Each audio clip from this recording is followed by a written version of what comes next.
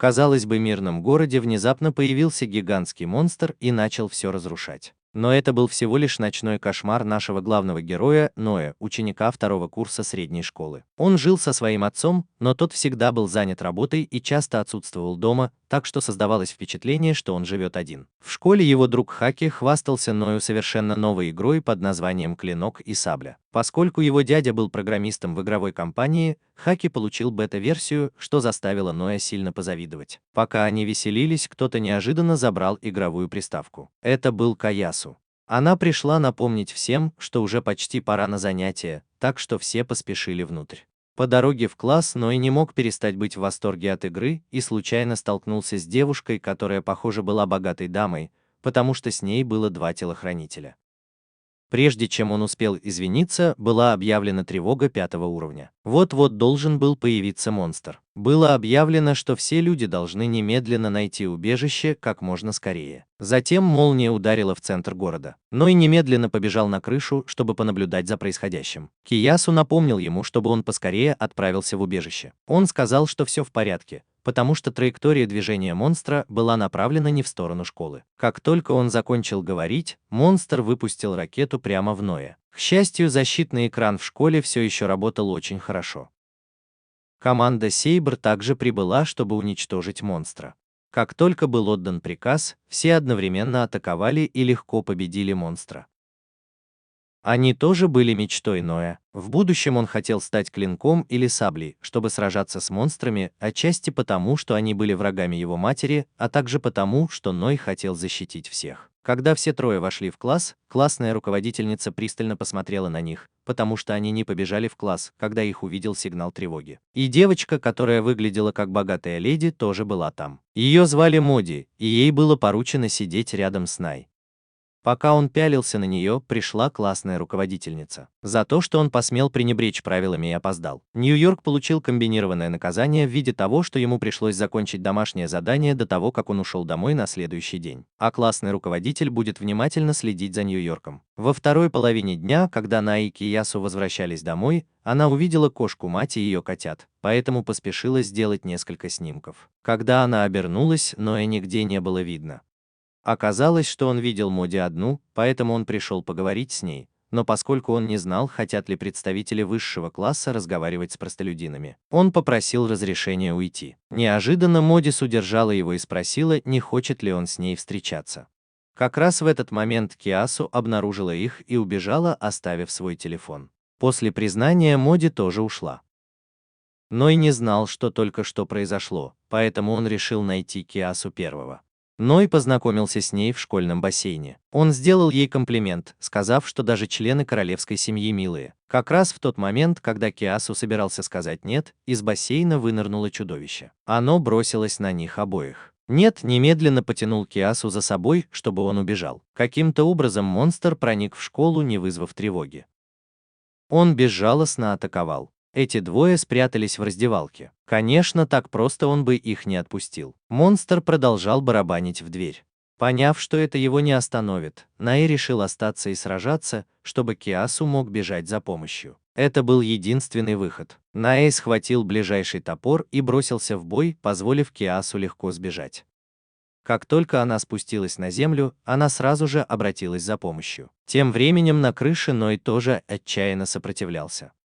Он как раз успел отрубить одно из щупалец монстра, когда тот внезапно ударил его кулаком о стену. Думая, что сегодня его последний день, внезапно появился воин клинка, чтобы сразиться с ним. Ей понадобился всего один удар меча, чтобы прикончить монстра. Затем она вручила Ною предмет, который помог ему исцелиться, но он отказался, потому что не был сильно ранен. Внезапно оказалось, что монстр все еще жив после того, как его разрубили пополам. Он бросился вперед, чтобы продолжить атаку, сбив маску воина. Еще более удивительным было то, что это была маска Моди. Застигнутая врасплох, она получила удар ножом в живот. Когда ее уже собирались сожрать, Наэ подскочила и прикончила ее. Теперь Мо была единственной, кто нуждался в исцелении. Наэ был удивлен, узнав, что его одноклассник был клинком, но Моди заставила его пообещать забыть все, что произошло сегодня. Наэ сказал, что он может забыть, но он не был уверен насчет признания, из-за чего Моди захотел наказать его. В этот момент подоспела помощь. Это был телохранитель Моди, Каян. Мадис вырубил Но без сознания и позволил Каяну позаботиться об остальном. Киясу тоже прибыл. Значит, он забрал Но домой. Во сне, когда Ной развлекался со своей матерью, в комнату внезапно ворвался монстр, заставив его вздрогнуть и проснуться. Киясу был там и заботился о нем. Ной ничего не помнил после того, как приехала полиция. Киясу сказала, что она попросила полицию забрать его домой, и она просто заботилась о нем. Затем она упомянула о своем признании. Ной только что сказал, что должно быть произошло какое-то недоразумение, потому что он не мог понять, о чем думает высший класс. После этого Ной отвез Киясу домой, потому что в последнее время было много несчастных случаев. А где-то в другом месте за кем-то гнался человек с косой и прикончил его.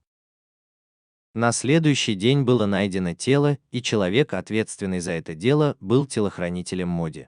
Ной шел в школу, когда увидел это. Потом они немного поболтали. Кайкан предупредила, чтобы он не беспокоил юную леди. Что касается этого случая на этот раз, то когда он рассказал об этом, это было ужасно. Но там были некоторые вещи, которые были неправильными. Тело лежало там с самого утра. Может быть, монстр что-то натворил. Ной сразу все понял. Значит, вчера он был не один. Пока он размышлял, появился староста класса и попросил его сделать домашнее задание. Най сказал, что вчера с ним произошел несчастный случай, в результате которого он столкнулся в школе с монстром и победил его. Конечно же, она не поверила в это и потащила Най к учителю. К счастью, появилась Моди и отдала руководителю класса домашнее задание, которое она для него сделала, в обмен на то, что он не будет молчать о том, что произошло вчера. После этого они стали друзьями, и Моди больше не выходила играть. Хаки все это видел и рассказал Киясу. В автобусе Ной спросил Моди, какой была ее жизнь, когда она была ребенком. Когда она была маленькой, ей не разрешали выходить на улицу и всегда заставляли учиться, так что она ходила в школу здесь в первый раз. Вот почему у нее не было друзей. А потом они вдвоем начали играть. Они многое пережили. Немного поиграв, Моди повел Ноя в магазин нижнего белья. Само собой разумеется, что Ной не мог избежать сплетен. Пока Моди примеряла одежду, сработала сигнализация 5-го уровня. Мадис немедленно преобразился, и Ной отправился эвакуировать всех в безопасное место. Пока он осматривал переулок, оттуда выпрыгнул монстр и напал на него. Внезапно он был разрезан на 8 частей. Можно было подумать, что это воин клинка, но она сказала ему, что он станет ее добычей. В это время в нее стрелял другой воин. Ной не понимал, что происходит. Поэтому он решил сбежать с этой блондинкой 1-го числа. Другой воин тоже погнался за ними и предупредил Ноя, что это был демон, а не человек. Светловолосая девочка тоже пришла в себя и бросилась в атаку. Ной удивился, почему Блейд и Сейбер нападают друг на друга. Девочка с голубыми волосами сказала, что она убила своего товарища по команде, поэтому ей пришлось заставить ее заплатить. Блондинка тоже сменила цель охоты. Ной смутно осознавал, что за недавними случаями стояла сила клинка. Затем они столкнулись. Зная, что ее противник не может атаковать с близкого расстояния, Блейд постоянно нажимала на саблю. Блейд нанесла завершающий удар, но Сейбер использовала свой глаз, чтобы отразить атаку. Две атаки столкнулись, вызвав взрыв, и результат, по-моему, склонился в сторону клинка, но у Сейбер было время нанести удар в живот Блейду. Так что теперь преимущество было за Сейбер. Когда она уже собиралась покончить с собой, Ной остановил ее. Он сказал, что клинок и сабля должны работать вместе, чтобы сражаться с монстрами, защищать людей и весь мир. Зачем убивать друг друга? Она разозлилась, сказав, что НПК ничего не знает, удивив его. В это время клинок также сказал, что это не игровой персонаж. Это не игрок, а автоматически запрограммированный персонаж. Воспользовавшись тем, что Сейбр отвлеклась, она сбежала и удержала Ноя. Когда она собиралась убить его, она также раскрыла ему секрет. Все здесь было просто виртуальным миром. Это была онлайн-игра. Хотя Ное было трудно в это поверить, она снова показала ему тот несчастный случай. И после того, как он был уничтожен монстром. Но в мгновение ока город был быстро восстановлен. Так что Ное решил, что это нормально, потому что его мозг был запрограммирован таким образом. Повседневная жизнь, а также воспоминания персонажей были запрограммированы заранее. Все в этом мире управлялось суперкомпьютером. Даже временем в этом мире управлял реальный мир. Будь то клинок или сабля. Игрокам просто нужно выбрать персонажа, который им нравится. Тогда перед ними встанет задача защищать мир в игре, бороться со злом. Все это было ложью, но из-за одного человека она возненавидела этот мир и уничтожила неигровых персонажей. Не останавливаясь на достигнутом, она также убивала других игроков. Наэ начала понимать, что все это было фальшивкой. Все воспоминания, которые у него были со всеми, были бессмысленными. В это время откуда-то прибежал Киасу, чтобы защитить Но. Конечно же, НПК не мог сравниться с игроком, и тогда она начала пытать Киясу на глазах у беспомощного Но. Внезапно его тело охватило пламя. Но вырвался и ударил ее по лицу. Хотя она и не понимала, что происходит, она поняла, что с Ной что-то не так. В это время Ной схватил косу и метнул ее прямо в нее, но она увернулась. Я думал, что это легко съесть, но оказалось, что это сложно. Коса внезапно развернулась и ударила ее прямо в живот. Она исчезла в потоках света, которые устремились в пустоту. Затем на ней появился наряд-клинок. Информация о других людях также появилась в его глазах. Действительно, ее слова были правдой. Затем он исцелил Киасу, а эту девушку с саблей звали Хако. Она напомнила Наю, чтобы он держал это в секрете и никому больше не рассказывал. Хако тоже получил заказ и вышел из системы 1 числа. Издалека за нет наблюдали два таинственных человека. После этого Ной отвез Каясу домой, чтобы залечить ее раны. Моди тоже последовала за ней, хотя и очень разозлилась, потому что ее рассматривали только как часть информации. Но у Ной не было другого выбора. Моди сказал, что то, что она рассказала ему о друзьях, было правдой. Дома Ной наконец-то впустил Моди в дом. Он спросил ее, как снять этот костюм. Моди указала на устройство на левой руке Ноя.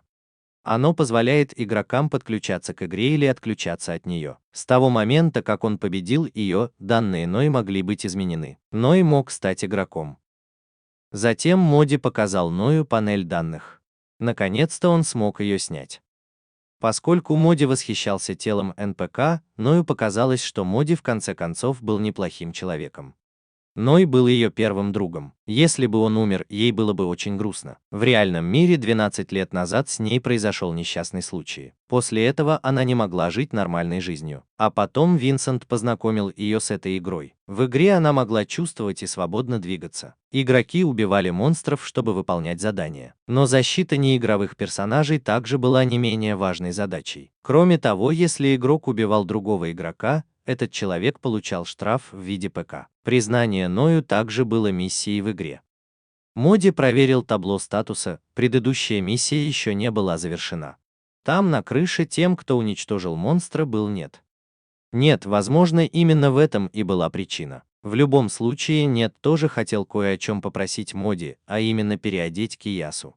В конце концов, они были друзьями, так что она могла бы ему помочь. Переодевшись для Киасу, Моди заглянула в комнату Ной. Мне показалось, что он был большим поклонником клинка и сабли. Затем она обратила внимание на памятную фотографию Нуи и его матери. Внезапно в ее голове пронеслась череда шумовых воспоминаний.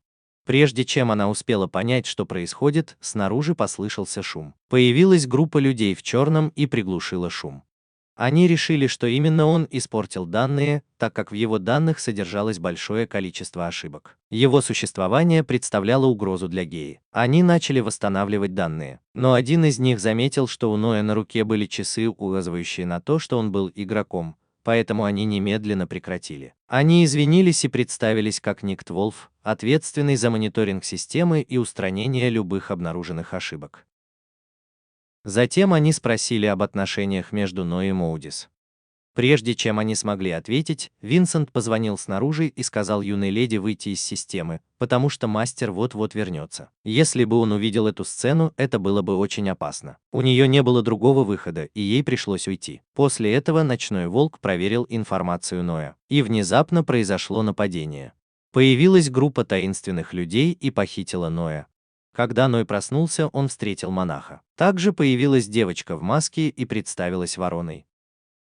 Монах был мастером дзен, и это место было его независимым владением. Никому другому оно не было известно, его можно было увидеть, но оно было невидимым по форме. Не было никакой необходимости паниковать, так как мастер был союзником Ноя. Там, в доме Ноя, оставшийся член Ворон имел дело с группой Рыцарь-Волк. После того, как мы прикончили второго члена, остался только один, но он отличался от остальных. Что бы Ворона ни делала, это было бесполезно, а потом она прикончила его. Каясу была свидетельницей всего происходящего, так как ее разбудил громкий шум. Вместо того, чтобы убить ее, рыцарь-волк внедрил в нее паразита.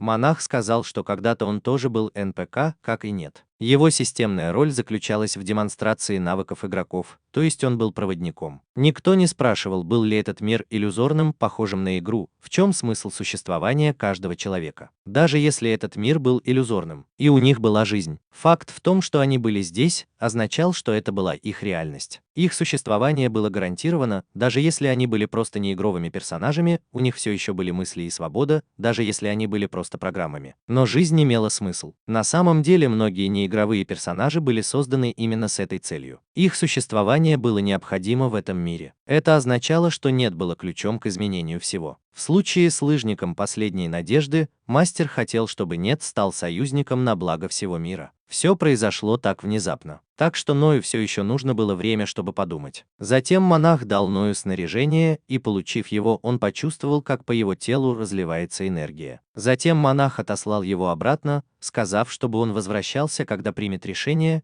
и напомнил ему быть осторожным с ночным волком. Тем временем Модис ужинала со своим дядей. Она также поделилась своими воспоминаниями. Хотя она и вспомнила немного, ей все же хотелось узнать больше о мальчике и его матери, и это могло быть связано с его отцом. Затем Моди упомянула имя Гурита, из-за чего ее дядя разозлился и ушел раньше времени. Когда мы вернулись в дом Ной, все было отремонтировано. Киасу тоже проснулся и начал плакать. Но сказал, что это был всего лишь сон, но несмотря на это, но все равно должен был защитить Киасу и его близких. Группа «Ночной волк» внимательно следила за Но.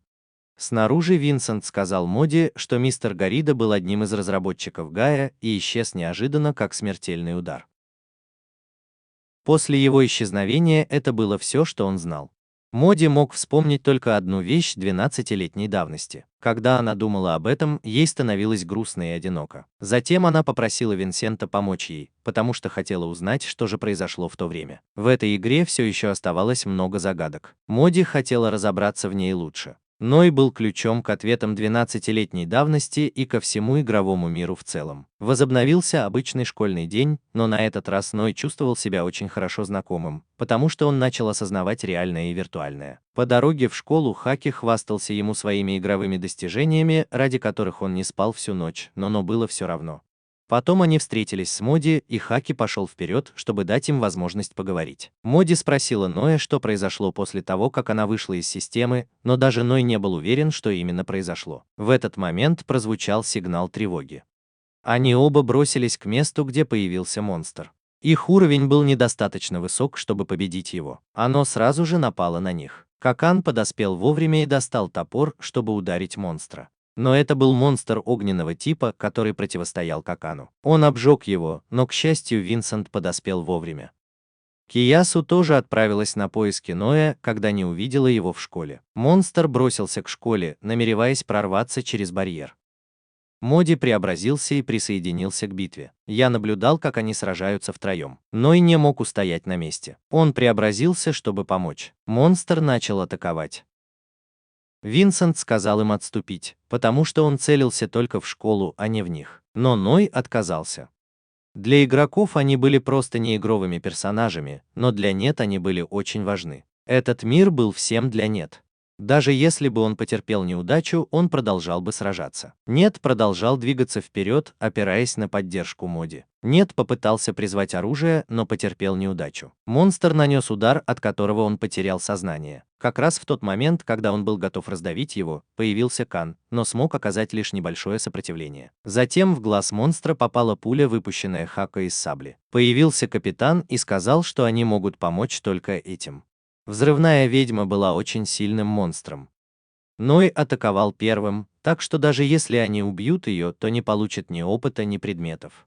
Кроме того, чтобы победить ее, требуется высокий уровень и многое другое. Если бы основного урона было недостаточно, это только разозлило бы ее еще больше, удвоив силу атаки. После этого эти двое ушли. Монстр продолжал атаковать. Когда Ной был в опасности, Киасу высвободила свою силу. Ночной волк, который наблюдал за происходящим, тоже почувствовал это. Они были очень удивлены, так как не было никаких данных о том, что Киасу обладает такой энергией. Монстр продолжал целиться в школу. Винсент мог только защищаться. Киасу использовала всю свою силу, чтобы разбудить Энн. В конце концов он пришел в сознание, а Киасу после этого потерял сознание. Ной начал высвобождать свою силу. Он стал мастером с тех пор, как пришло время. Ной сумел призвать свое оружие. Мастер тоже творил заклинания. Ночной волк обнаружил местонахождение мастера. Он максимально использовал все свои навыки для Нет, вложив все силы в свои руки, а затем потерял сознание. Нет постоянно атакует спамом, в конечном итоге поглощая монстра. Испытание закончилось, но Нет потерял контроль и напал на Моди. К счастью, подоспели члены Кроу и удержали его. Ее личность как президента класса также была раскрыта. Она поспешно ушла. В доме учителя его нашел рыцарь-волк. Они столкнулись лицом к лицу, и он заставил мастера раскрыть свой истинный облик. Мастер исчерпал все свои силы, чтобы помочь Наю. Затем он заставил мастера раскрыть местонахождение вороны. Тем временем Какан вез Нью-Йорка на пресс-конференцию. Корпорация Тенма создала Гаю и Чую Сёкэй 12 лет назад.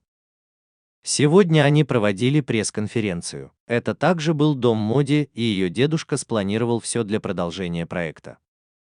Гая была искусственным интеллектом, созданным для работы с базой данных игры, также известной как суперкомпьютер. В ней содержалось все, что существовало в Чую Сёкэй. Как только они встретились, Кайкан и Винсент начали драться. Главная причина, по которой мы привезли сюда Нью-Йорка, заключалась в том, что было несколько вещей, которые нуждались в подтверждении. В свою очередь, Винсент рассказал бы Нью-Йорку все необходимое. Вернувшись к гроссмейстеру, он не смог понять истину, в которую верила группа «Рыцарь-волка». Если бы он присоединился к ним, они, несомненно, достигли бы истинной свободы. Член рыцарского волка устал от слов великого магистра. Гея подарила этому миру жизнь. Без поддержки Геи их бы сегодня не было в живых. Однако они столкнулись с препятствиями, когда великий магистр восстал против Геи. Уничтожение Геи означало уничтожение этого мира, что было более чем достаточной причиной для его устранения, и Нет не было исключением. Вернемся к Ною. Винсент просмотрел свою личную информацию.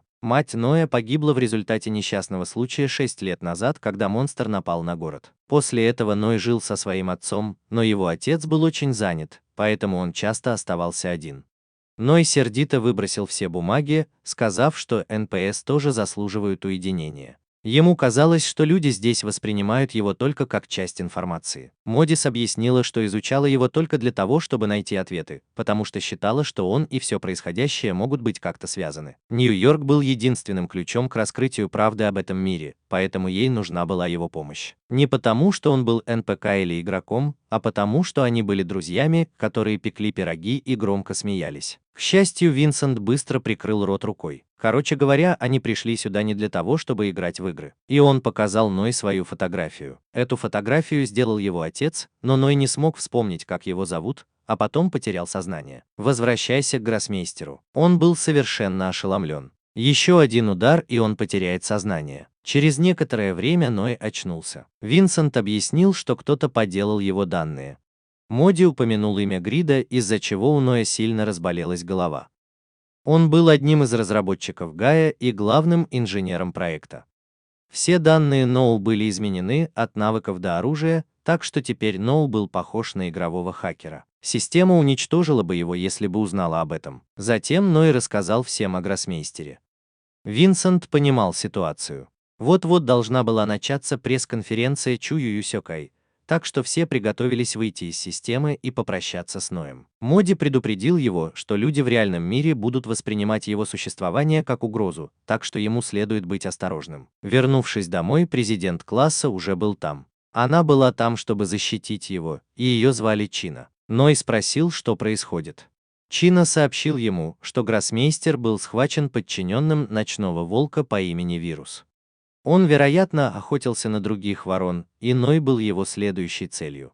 Раньше школа была безопасной зоной, но теперь все барьеры были сняты. Система работала со сбоями, и, вероятно, ее уже не починят. Единственными, кто мог это сделать, были системные менеджеры. Вирус ночного волка экспериментировал с Ноу и его навыками. Раз уж Нью-Йорк привлек его внимание, он обязательно придет за ним снова. Нет, он просто хотел стать воином клинка, чтобы защищать всех, и не понимал, почему люди продолжают называть его последней надеждой. Чина тоже этого не знал, но она верила, что гроссмейстер поставил на кон свою жизнь, чтобы отдать ей всю свою силу, так что в этом должен был быть более глубокий смысл. Миссия Нея сейчас состояла в том, чтобы не допустить, чтобы усилия гроссмейстера пропали даром. Никто не знал, что он должен был сделать. Ему нужно было больше верить в себя, чтобы защитить тех, кого он любил. На следующее утро он не побежал в школу, хотя и опоздал. Но Киясу все еще ждал его.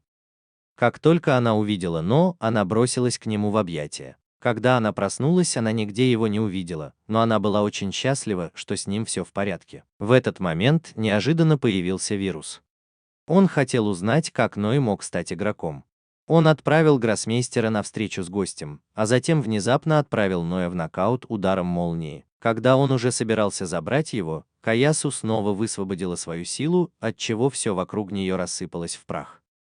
Видя, что ситуация выходит из-под контроля, вирус вмешался и вернул все в нормальное русло, прежде чем отступить. Затем Киясу проводил Най обратно в класс. Когда они вошли, их встретила вечеринка-сюрприз, на которой все благодарили Най за их спасение. Киясу сразу же остался в стороне. Никто не заметил, что Хаки все еще сидит на своем обычном месте. Все дарили Но подарки, некоторые даже посылали любовные письма. После вечеринки Но вернулся к своему столу, чтобы проверить содержимое ящика. Но писем там не было. Он повернулся, чтобы спросить Хаки, но тот не ответил, вероятно из-за того, что Ней проигнорировал его вчера. Ней быстро извинился. Затем учитель дал им обоим по 2 кусочка мела в качестве наказания. Что касается любовных писем, Киясу собрал их все и сжег. Она также настаивала на том, что Ной принадлежит ей. Вернувшись на свое обычное место, оба друга были недовольны. Хаки расстроился не из-за того, что Най игнорировал его, а из-за того, что Най скрывал от него свою истинную личность. Перед воином Хаки чувствовал себя простым геймером, который допоздна засиживался за просмотром аниме. Теперь их отношения уже не те, что были раньше. Они действительно жили в разных мирах. Ной сказал Хаки, что правда может быть болезненной. Если бы Хаки по-прежнему считал его другом, Ной рассказал бы ему все. Услышав это, Хаки немедленно засыпал его вопросами. Затем Ной отвел Хаки к Винсенту. Но, похоже, их пресс-конференция еще не закончилась. Как только они вышли, собака бросилась к Ною и начала его облизывать. Хозяйка собаки, красивая блондинка, извинилась и пригласила его в свое недавно открывшееся кафе.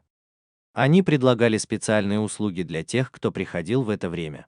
Хаки, услышав это, сразу же опередил Ноя. Это был единственный способ убить время в ожидании Винсента. Затем Ной рассказал все Хаки. Вместо того, чтобы резко отреагировать, Хаки сохранял спокойствие. Он понял, что где бы он ни находился, он по-прежнему остается самим собой. Даже если он был просто НПК в виртуальном мире, созданном кем-то, не имело значения, кто его создал. Был ли это Ной или Хаки, все здесь были просто цифровыми данными, но они все равно жили своей жизнью. Им принесли кофе. Пока они пили, блондинка продолжала пристально смотреть на Ноя. Он вспомнил слова Моди о том, что в нем видит угрозу, поэтому ему нужно быть осторожным во всем, что он делает. Он спокойно наблюдал за тем, что его окружает. Хаки, с другой стороны, был уверен, что Ной нравится блондинке. Если бы он был геймером, он бы получил уведомление. Но поскольку он был персонажем игрового мира, он бы этого не сделал. Уведомления не появлялись бы для персонажей из реального мира, как у Моди. Хаки был как игровой персонаж, так что невозможно было сказать, существует ли кто-то на самом деле или нет. Если бы он исчез, Хаки даже не заметил бы этого. Владелец кафе подошел спросить, как там кофе. Он был очень рад, что им обоим понравилось. Затем он предложил им работу в кафе, чтобы они могли получать бесплатный кофе. Он только что переехал сюда и не знал, что в кафе будет так много народу. Нет, он не был уверен в их намерениях, поэтому пока согласился. В тот момент Киясу понял, что нет.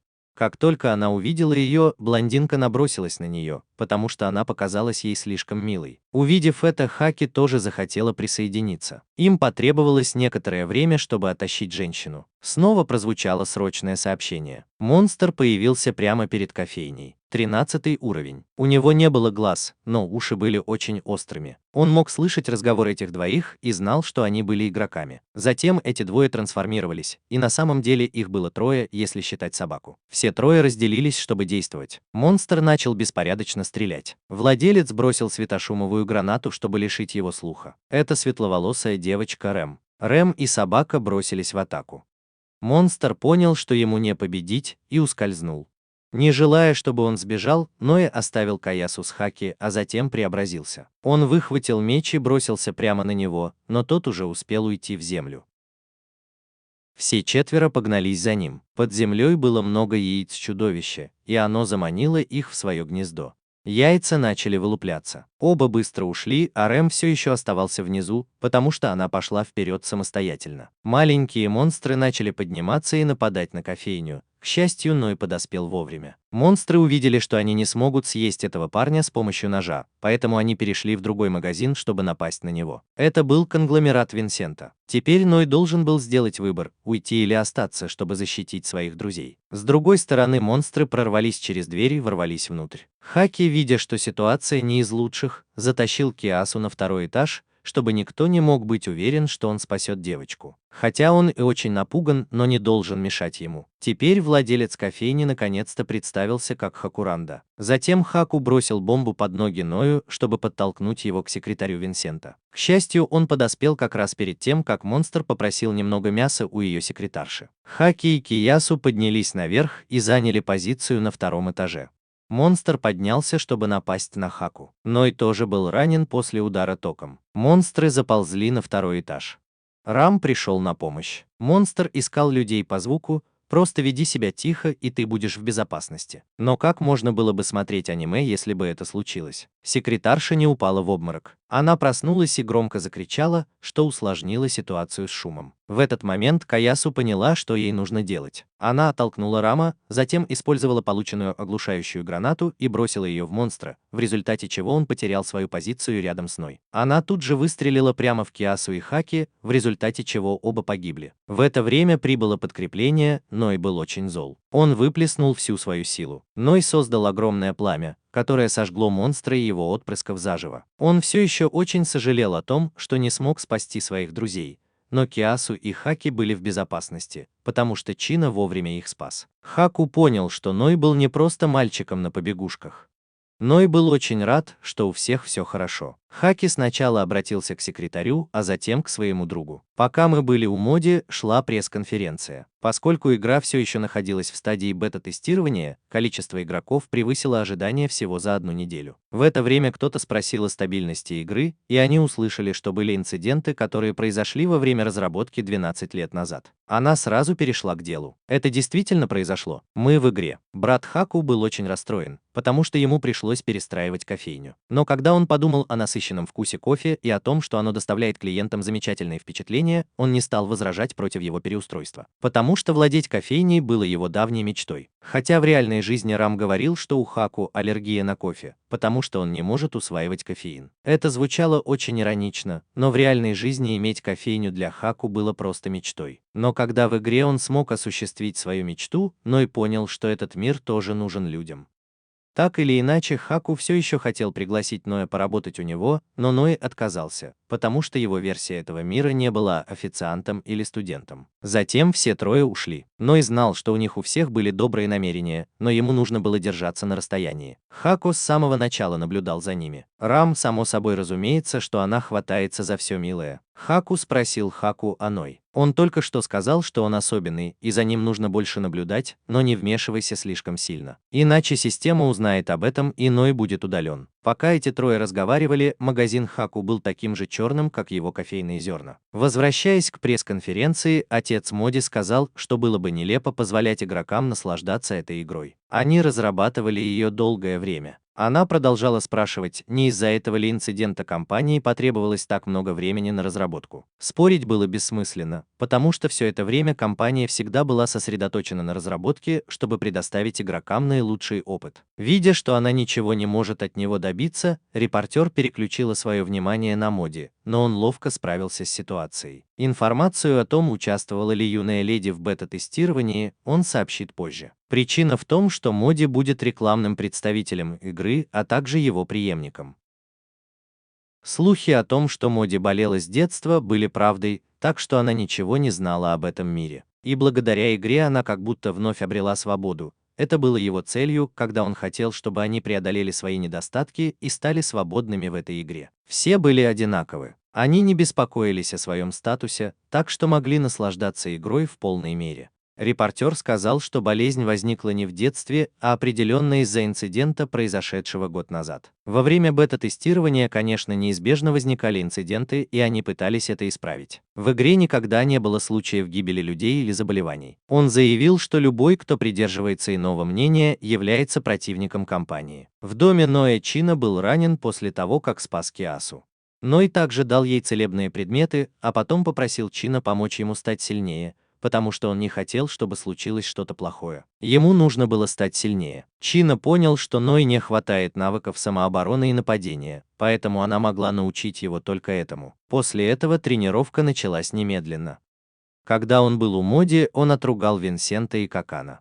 Предвидели ли они последствия того, что позволили юной леди участвовать в игре? Если с ней что-нибудь случится, вы оба будете есть досыта. Винсент взял на себя всю ответственность. Именно он пригласил молодую леди принять участие в игре, потому что знал, что это очень важно для нее, и был немедленно уволен, но Моди защитила его. Потому что она мне было очень одиноко без друзей. Она также знала, что ее тело было очень ограниченным, и это его очень беспокоило. В этот момент мужчина подошел к Моди и попросил ее пообещать ему, что если она почувствует себя плохо, то немедленно выйдет из системы. Их обоих тоже не уволят.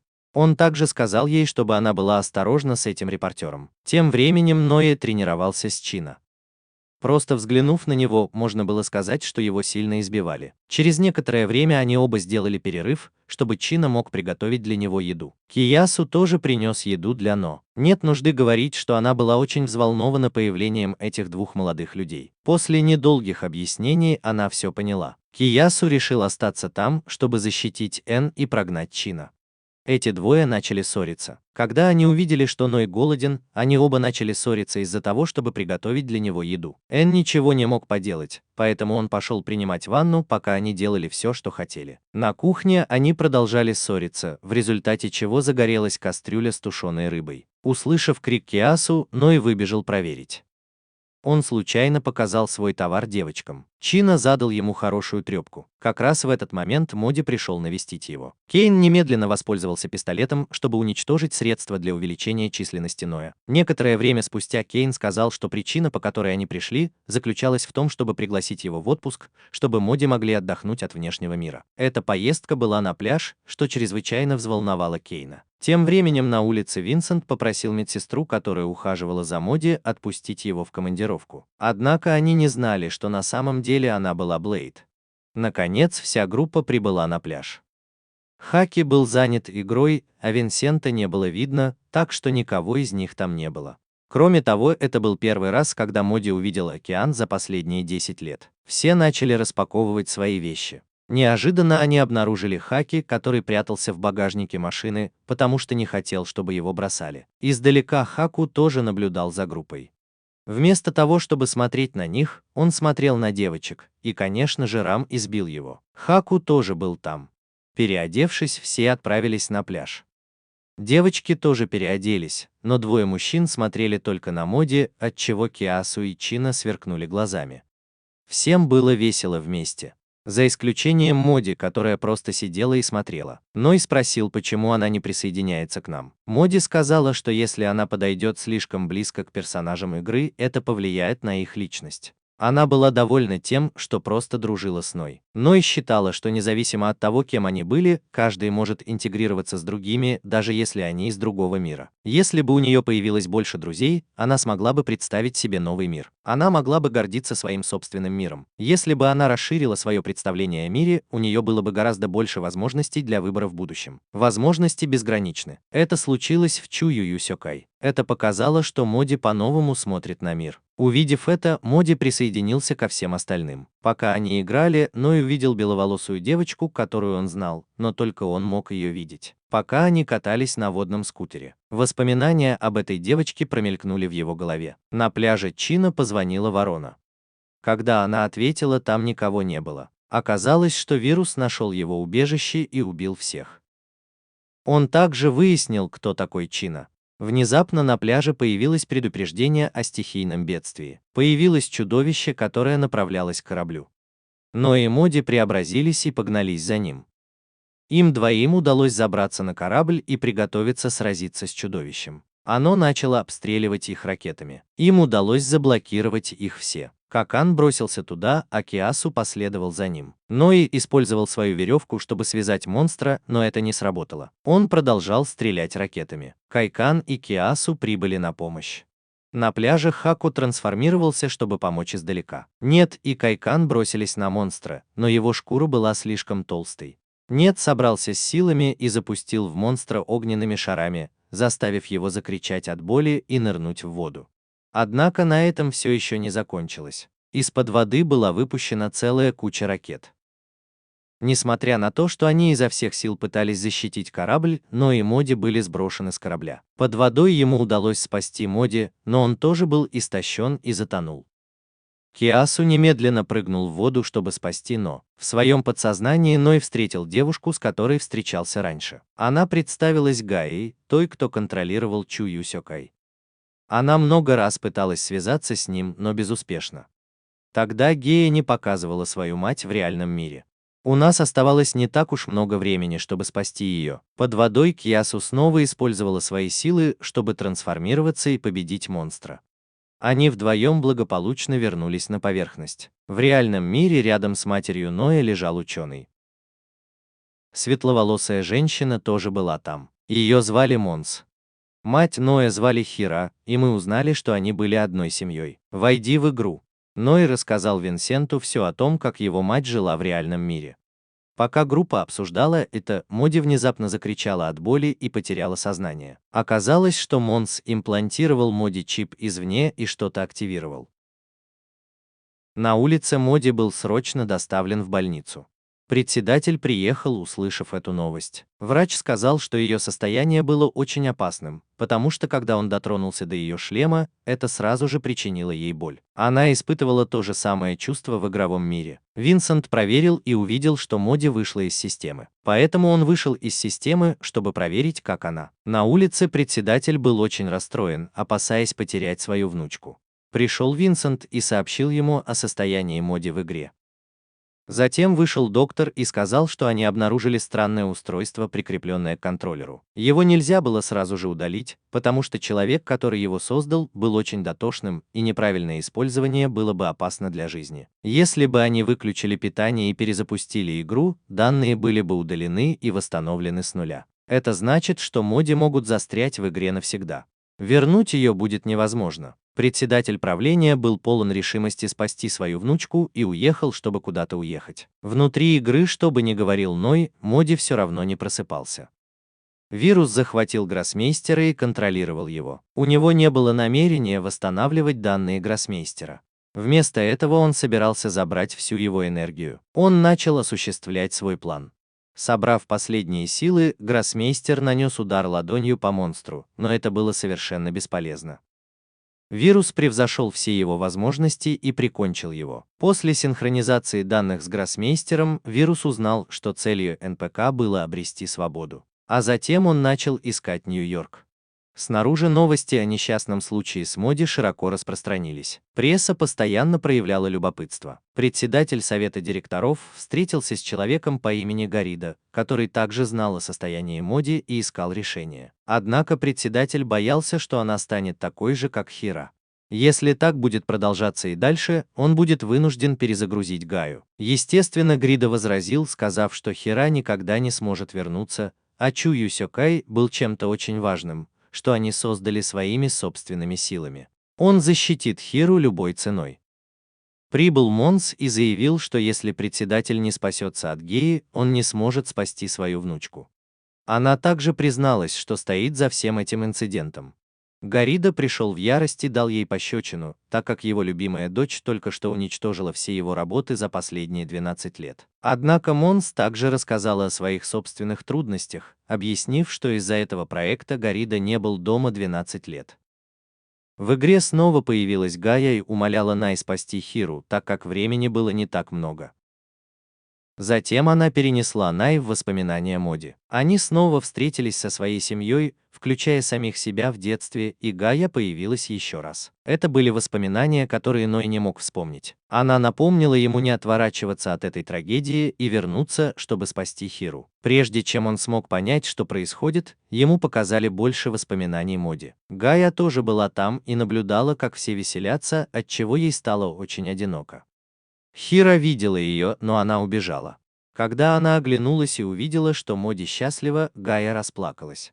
Ее крики нарушили работу системы. Гарида немедленно вышел из системы, чтобы проверить. Все было готово рухнуть. Хира обняла маленькую девочку, успокаивая ее. Когда юный Ной прибежал к Хире, силы Геи возросли. Гарида снаружи приказал всем немедленно выйти из системы, но только его жене и Моди удалось вовремя выйти из системы. Их отец остался, чтобы спасти Ной и свою жену, но было уже слишком поздно. Они оба внезапно проснулись, и не успели они обрадоваться, как появился вирус, чтобы расправиться с Ной. Снаружи, после катастрофы, Гея чудесным образом продолжила функционировать. Гарида должен был продолжать развивать Гаю, чтобы его жена и дети могли жить. Монс сказал, что было нелепо думать, что он заботился о своей семье в течение последних 12 лет, потому что все это было бессмысленно, поскольку никто не смог бы вернуться. Монс сделала все это, потому что не хотела больше видеть страдания своего отца, и она хотела, чтобы он не мучил себя. Председатель управления позвонили из больницы и сообщили, что Моди пришел в себя. Внутри игры Ной готовился к борьбе с вирусом. Злодей хотел посмотреть, как будет бороться эта последняя надежда. Они начали обмениваться ударами, и оказалось, что никто не был по-настоящему слаб. Чтобы победить, нужен был всего один удар. Мадис и Кайкан бросились спасать его, но вирус запер их обоих. Он начал ломать Нуи, но Киясу бросился защищать его. Вирус понял, что она монстр, и напал на нее, но было уже слишком поздно. Киясу преобразилась. Он понял, что Киясу была создана не как обычный НПК, а с единственной целью защитить Ной. Передав свою последнюю силу Ной, она исчезла. Восстановив самообладание, они продолжили обмен ударами. Вирус сражался голыми руками наравне с Неем и даже сломал его меч. Видя, что в фехтовании ему нет равных, Ней начал использовать магию. Он нанес удар, который вызвал взрыв, заражающий все вокруг. Ней был доставлен на встречу с Геей. Она попросила его спасти Хиру. Снаружи тоже была объявлена тревога.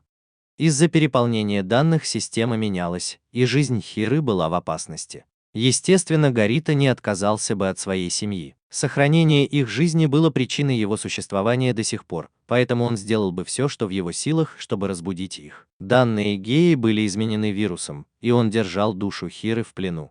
Если так будет продолжаться и дальше, ее душа исчезнет, и она никогда не вернется в свой родной мир. Она еще раз извинилась за то, что забрала мать Ноя и исчезла.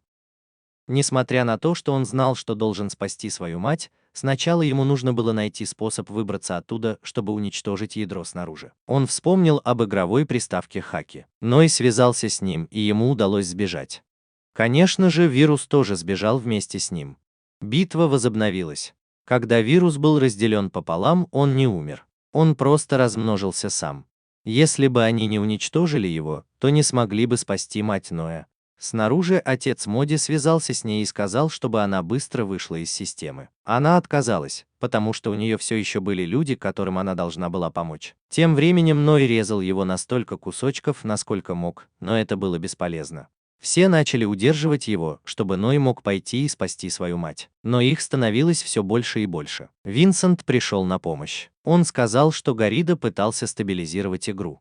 Но если бы Чу Юсёкай был уничтожен, все игроки и неигровые персонажи были бы стерты с лица земли. У них не было другого выбора, кроме как довериться Гаррида. Тем временем Ной был поражен вирусом. Он сражался в одиночку. Команда Сабра прибыла на помощь. Моди пришлось уничтожить ядро вместо него. Снаружи Монс также помогал Гаррида стабилизировать систему. Внутри Ной сумел покончить с вирусом, собрав последние силы. Вирус нанес удар по Моди. К счастью, она успела уничтожить корпус до того, как была поражена. Хира была спасена. Вирусы прекратились, Хьясу тоже проснулся, снова появился свет. И вот повседневная жизнь возобновилась как в реальной жизни, так и в игре. Выход игры прошел гладко. Все могли весело провести время вместе.